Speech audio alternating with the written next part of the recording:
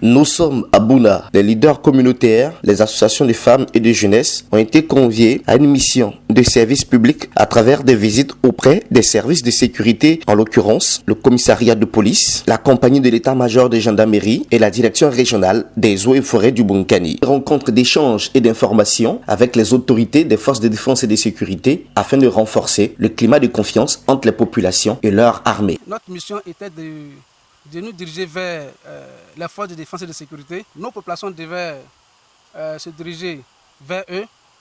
Nous sommes tous les mêmes pour faciliter les missions sur le terrain. Cette activité est une initiative de la structure Kojinta en collaboration avec la Commission nationale de lutte contre la prolifération des armes légères et de petit calibre, COMNAT ALPC, mise en œuvre sur le terrain dans les régions du Gontougou et du Bonkani par l'ONG EICF. Ensemble, imaginons et construisons le futur, qui veulent permettre aux populations de dénoncer toutes les caches d'arbres, d'inviter ceux et celles qui en détiennent à les déposer auprès des forces de défense et de sécurité. De rapprocher nos populations des forces de défense et de sécurité afin qu'on soit plus efficace dans cette lutte-là. Et s'il y a vraiment cette proximité-là entre ces deux entités, population et forces de défense et de sécurité, je pense qu'on arrivera à vraiment bien lutter contre cette prolifération-là, parce que les populations seront disposées à travailler avec les forces de défense et de sécurité pour pouvoir être efficaces dans cette lutte-là. Après Bouna, cap sur Bondoukou, renforcer les capacités des leaders communautaires et religieux des partis politiques de préparer les esprits pour que les futures élections législatives et municipales se déroulent dans un climat de fraternité. En tant que citoyens de ce pays, nous persévérons dans cette sensibilisation. Et les élections ne se limitent pas seulement aux élections présidentielles.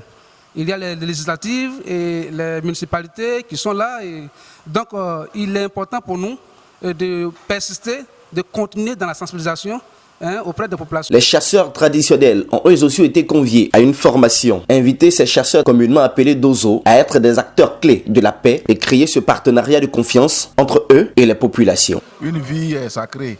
Donc en venant à cette rencontre, c'est pour dire qu'il faut sauver toutes les vies. Il faut que les gens ont droit à la vie.